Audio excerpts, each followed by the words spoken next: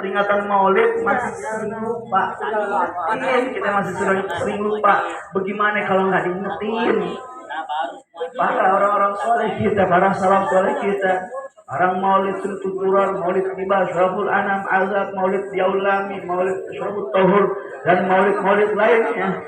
Sebab apa mereka larang? Sebab jauh jarak kita sama Rasulullah. Udah lama kita ditinggal sama Rasulullah, udah terlalu cuek kita sama Rasulullah. Seharusnya ini kuping telinga kita ini yang paling demen, yang kita sering dengar seharusnya kisahnya Rasulullah Shallallahu Alaihi Wasallam. Yang harus kita ketahui adalah suka dukanya Rasulullah. Bagaimana kehidupannya Rasulullah. Maaf, kadang-kadang orang sekarang nih giliran artisnya, giliran pemain bolanya, giliran orang-orang yang dia gemari, fansnya gitu, makanan favoritnya dia tahu. Sampai suatu hal yang nggak disukai sama artis tersebut dia tahu. Oh ini Fulan, ini artis temannya ini nggak teman ini takut sama rambutan dan lain sebagainya. Tahu sampai sekecil itu. Tapi giliran kisahnya Rasulullah dia lupa. Alhamdulillah digampangin kita itu.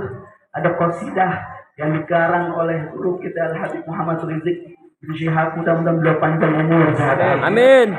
Sekarang mudah-mudahan kita ingetin anak-anak kita pelajaran-pelajaran dasar kisahnya Rasulullah.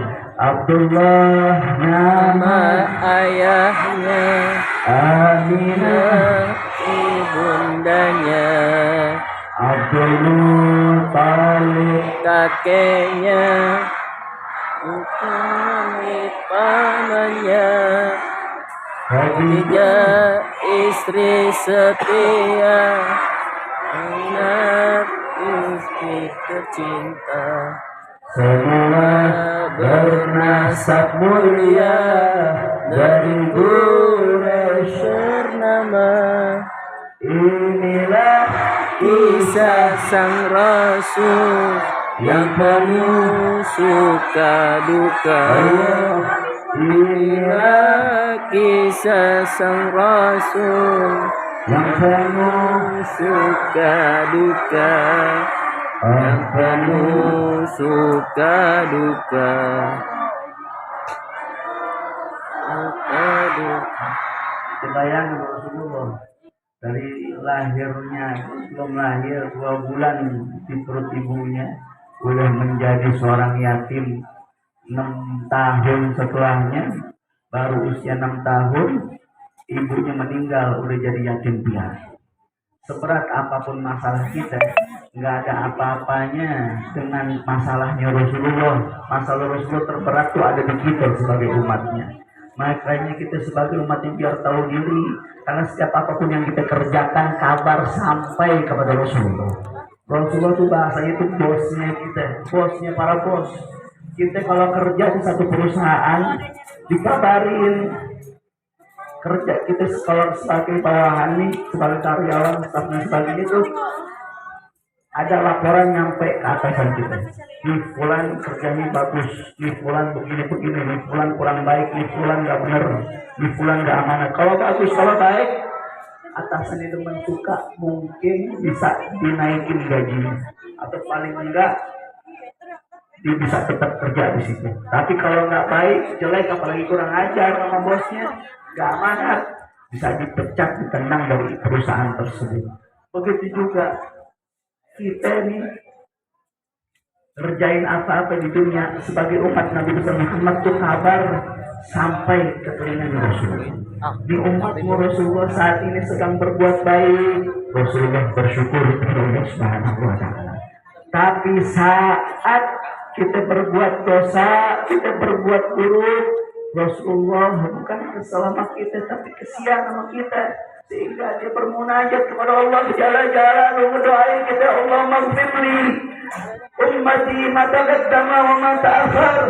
Ya Allah, Allah ampunkan dosa umatku baik yang baru maupun yang akan datang. Aku dan kalian ada di dalam doanya Rasulullah. ribuan tetes air mata orang yang menangisimu tak sebanding dengan satu tetes air matanya Rasulullah yang mengalir memikirkan keselamatanmu. Mudah-mudahan kita termasuk pecinta-pecinta sejati, pecintanya Rasulullah Sallallahu Alaihi Wasallam. Amin ya Rabbal. Amin. Rasulullah sama sekali nggak pernah nyusahin orang tuanya, nggak pernah sama sekali nyusahin ibunya. Hamlan khafifan la tajidu lahu fikara wa la tashku minhu alaman wala ilala. Saat masih di dalam kandungan Rasulullah, ibunya Nabi yang rasain berat sama sekali nggak ada keluhannya, ringan banget. Ibu-ibu kalau lagi hamil bagaimana? Perjuangannya luar biasa ya Bu.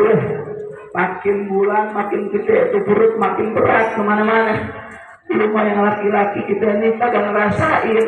Kalau mau ngerasain pulang dari sini beli kelapa 2 batok diikat di perutnya. Tuh namanya mama kalau lagi hamil, apalagi udah 9 bulan tuh. Mau ke kanan, ke kiri, ke situ guling-gulingan. Dia telentang, lama-lama kalau udah hamil gede nggak boleh tidur telentang, sakit. Apalagi tengkurap, serem banget. Tapi saat itu Rasulullah ibunya ngerasa ringan banget. Bahkan keadaan ibunya lebih baik, lebih sehat saat hamil daripada sebelumnya. Shallu ala Muhammad. Maaf. Kita ini belum lahir aja udah bikin enak gitu kita. Belum lahir aja bikin muak, udah bikin mual-mual itu kita enak-enak sama kita bermuntah-muntah. Udah cukup bikin enaknya sebelum kita lahir. Jangan bikin enak ibu kita sampai sekarang. Udah cukup kita bikin susah ibu kita saat kita masih di dalam kandungannya. Jangan bikin susah juga saat sudah dilahirkan. Mudah-mudahan ibu-ibu kita masih ada biar kasih sehat afiat panjang umur. Amin. Yang sudah tiada mudah-mudahan orang tuanya diampunkan dosa-dosanya, diterima amal ibadahnya, dijadikan kuburnya rodah hingga ke jannah. Tapi beda dengan Sayyidah Aminah ibunda suci Sayyidina Muhammad yang saat mengandung Rasulullah tidak merasain keluhan sama sekali. Tidak ada keluhannya. Kalau ibu-ibu sekarang luar biasa, keluhannya luar biasa, macam-macam. Mualnya, enaknya, sakit pinggang, mulesnya, belum lagi ngidamnya, banyak maunya. Entah pengen mangga muda, entah pengen rujak serut, entah pengen rujak bebek, entah pengen megang pala botak, macam-macam dia mau. Ntar dia pengen itu, emang padahal banyak maunya, bawa anak, lu kagak bawa, kagak beliin bang, ntar anak lu ileran emang mau. Diancam tuh sama suami, takut anak ileran jebrin apa yang sang istri mau. Ya saat itu ibunda Nabi Muhammad saat itu nggak ada keluhannya sama sekali, melainkan kegembiraan dan kabar yang mulia Allah berikan kepadanya. Sampai di malam 12 Rabiul Awal, saat sebelum fajar, saat itu seakan-akan Allah hias langit bumi alam semesta untuk memuliakan kelahiran Nabi Muhammad Sallallahu Alaihi Wasallam. Pada saat lahir Nabi Muhammad dilahirkan, saat itu sebelum lahir Ummu Syafa datang ke kediamannya Sayyidah Aminah. Dan saat itu di kota Mekah yang terkenal namanya Ummu Syafa, ibunda Sayyidina Abdurrahman bin Auf. Ibu Ummu Syafa ceritain kisah ini setelah Nabi Muhammad diutus menjadi Nabi dan Rasul. Tak ada biasa. Cerita ini Ummu Syafa saat Rasulullah lahir itu kita yang ketemuan kata Ummu Syafa. Dilihat ketemu sama Sayyidah Aminah. Wahai Aminah, ini bentar lagi kamu udah mau lahiran. Ada mules gak? Sakit perut gitu? Gak ada. Saya gak ada ngerasain mules. Saya gak ada ngerasain sakit perut. Bingung Ummu Syafa. Ini bentar lagi udah mau lahiran. Orang kalau mau ngelahirin tuh, Pak, Bu, ya kan ibu mah tahu, perutnya udah kelihatan bentuknya. Oh, ini udah bulan ini. Kelihatan, udah mau brojol. Kita mau bawa kemana-mana itu takut brojol jalanan, betul nggak Bu? Tapi Sayyidah Aminah saat itu membuat heran-heran sang bidan. Itu mau ngelahirin tapi nggak ada ngerasain keluhan apa-apa. Sampai itu Sayyidah tahu dia hamil bukan karena ada enak, ada mual, mulus dan sebagainya, tapi tahu dirinya hamil karena telah datang bulan. Itu Sayyidina Abdullah ayah Nabi Muhammad nikah dengan Sayyidah Aminah. Saat itu Sayyidina Abdullah umurnya baru 18 tahun. Sebutkan dalam kitab Nurul Yakin dan beberapa kitab lainnya. Lagi pengantin baru nih, lagi pengantin baru, saat itu berdagang ada musimnya. Ternyata kalau kemudian panggilan berdagang datang, akhirnya yang mengharuskan dirinya untuk pergi meninggalkan sang istri untuk berdagang ke negeri Syam. Lagi kangen-kangennya, lagi cinta-cintanya, lagi sangat sayang-sayangnya, lagi anget-angetnya pengantin baru. Kalau kata orang sekarang lagi bucin-bucinnya. Setiap hari tunggu di jendela, dibuka pintu, tak kunjung datang sang suami. Udah siap-siap bentar, kalau suamiku datang saya mau ngabarin saya sedang hamil mengandung anak tercintanya. Ternyata yang datang bukan sang suami, tapi kabar duka telah wafat daripada sang suami yang dicintainya. Dan tadi sedihnya bukan main, tapi Allah gantikan kesedihan tersebut dengan kegembiraan dan kabar demi kabar yang Allah berikan kepadanya, memuliakan bahwa ia akan melahirkan kekasihnya Allah Subhanahu wa taala. Shallu ala Muhammad. Tahu gak pada saat lahir tuh luar biasa, cahaya terang benderang barengan lahirnya Rasulullah, sampai cahaya tersebut berhasil memadamkan api orang Majusi. Orang-orang Majusi yang menyembah api 500 tahun atau 1000 tahun tak pernah padam. Saat lahirnya Rasulullah padam sepadam-padamnya.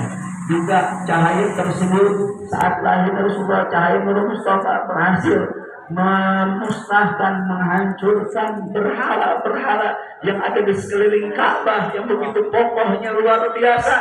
Saat lahirnya Rasulullah, itu berhala berjatuhan, meruntuhan.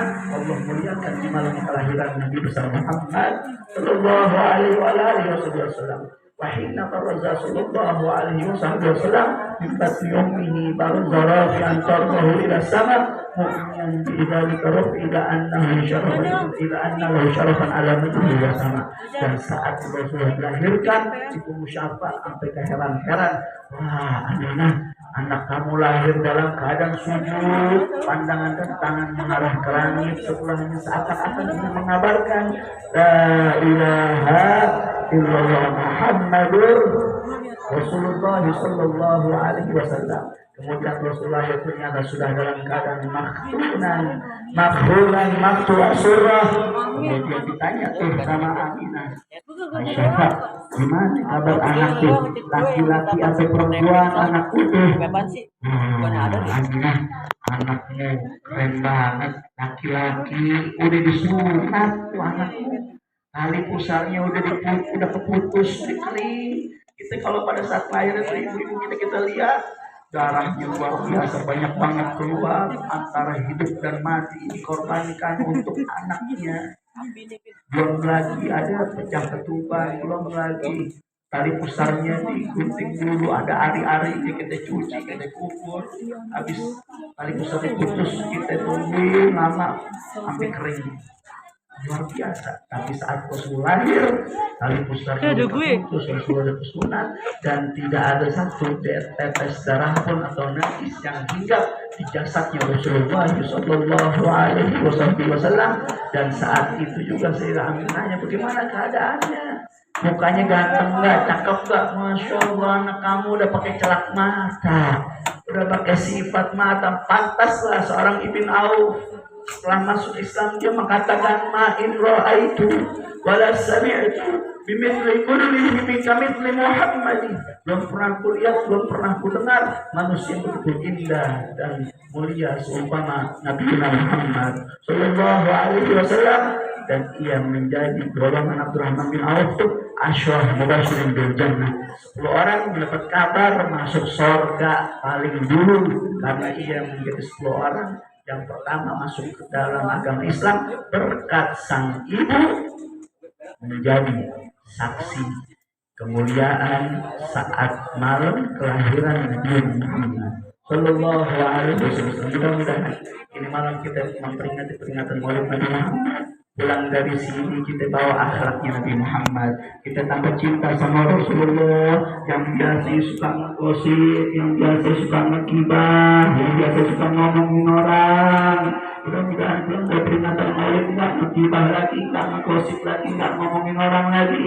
Mudah-mudahan semakin kuat iman Islam kita, tutup auratnya biar rapat. Maaf orang-orang yang suka buka aurat tuh kita mandangnya aja malas, sebab memandangnya bawa dosa. Bagaimana dia mau dapat pandangan dari Allah Subhanahu wa taala? Kalau memandangmu saja, kalian yang suka buka aurat membawa dosa untukmu dan untukmu. Bagaimana kalian ingin dipandang oleh Allah dan Rasulnya? Rezeki lancar, kalau mau berkah hidup kita dunia sampai dengan akhirat, maka tambahkan ketaatan kita kepada Allah Subhanahu wa taala dengan kita mengerjakan apa-apa yang diperintahkan oleh Allah dan kita jauhi apa-apa yang dilarang oleh Allah Subhanahu wa taala. Kita diridhai oleh Allah Subhanahu wa taala. Ya muhammad ahwal wal muslimin ila sanal ya muqallibal qulub wa sarfat qulubana ala dinik wa ta'atik. Rabbana atina fid dunya hasanah wa fil akhirati hasanah wa qina adzabannar. Wa sallallahu ala sayyidina Muhammad wa ala alihi wasallam. Alhamdulillahi rabbil alamin. Saya minta maaf kalau meninggalkan tempat dulu udah datang belakangan, pulang dulu. Minta maaf sebesar-besarnya karena ada satu aja, ada dua lagi di Pondok Cabe, Pondok Pinang, jauh-jauh banget. Jangan pikir nih orang-orang juga orang saya murid harus marah. Tapi alhamdulillah mana ada guru-guru kita yang mulia, beliau itu bagaikan obor, saya cuma korek api ketiup mati. Mudah-mudahan kita duduk bareng sama guru-guru kita, para orang tua kita, kelak nanti di yaumul kiamat kita bisa duduk bareng sama Sayyidina Muhammad sallallahu alaihi wasallam. Amin ya rabbal alamin. Assalamualaikum warahmatullahi wabarakatuh.